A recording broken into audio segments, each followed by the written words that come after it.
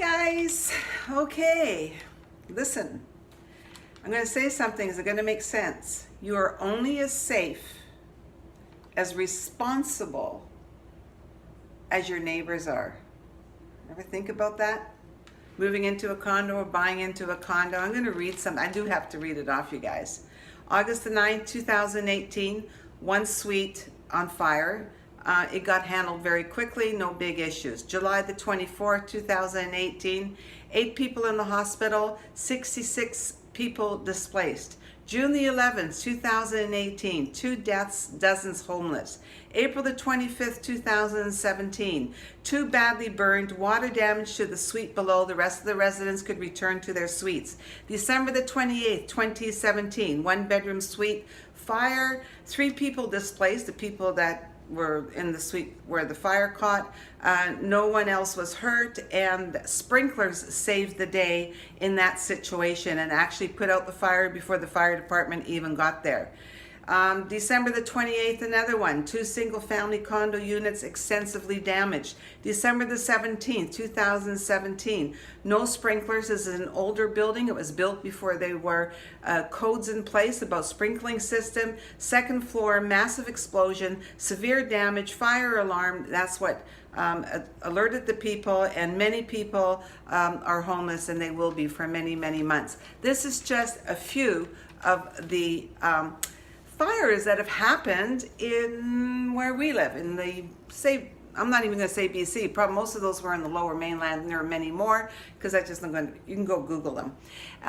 One good thing that is really, really good news, virtually all of the high-rises that are built in Vancouver were built after the adoption of modern fire codes, making it highly unlikely that a fire could spread. There are many, many things put into place to keep you safe. But check it out if you're buying and ask the question. Educate yourself. Now, of course, it's a different story. It's been a different story for low-rise buildings. But thank goodness, July of 2017, there's a fire chief and some other people that were very instrumental in getting the BC fire code changed for low-rise buildings as far as sprinklers go, and is now mandatory for a builder to be putting sprinklers on balconies. Apparently, if they're on the balcony and the fire starts, it could save many, many suites from being damaged. We have one on ours, thank goodness. I'm very grateful for that. So I'm thinking that that might be a bylaw in the community that we live in, because it's a fairly, it was a building that was built before this became a code in the BC building code. But yeah, so we're very fortunate to have it. So I'm really glad that it's a law now, that they have to do it in British Columbia, especially in wooden buildings. One thing that, there's a couple of things that I think you can watch for when you're buying or thinking of buying, especially into a low rise. Do you know what, you guys? Walk around and have a look and see what's on people's balconies. You know, I know in our building, you're supposed to only have your patio furniture and a barbecue. Okay, now I walked around and I've seen 1 or 2 suites where actually, because we have vinyl siding, where the siding is like gone all wonky because somebody's had the barbecue too close to the building, which I'm hoping they've probably moved now. But you know what, if there's a lot of corruption on the balcony, like they've got boxes and like they're basically using it as another storage area, and even though it might be a bylaw, the strata may not be enforcing it. You know what, I would probably stay away from a building like that, because I'm just going, you know what, people aren't doing their due diligence as far as keeping me safe and them safe, because my safety depends on how responsible they're going to be. And God knows we have no idea what people have in their storage areas. Combustible products, tires apparently are an issue. Anyway, yeah, pretty scary. But I'll tell you what's even scary before I stop this video.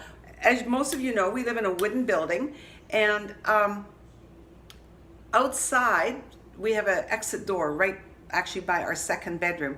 We have 2 people, I'm assuming it's 2 people, that actually put their cigarette butts out either on the stairs, which are wooden, or just on the little pathway. But the best part is they put it out in the bark mulch. Honest to goodness, today, this is today. My husband and I were just saying, did you see all the cigarette butts out there yesterday?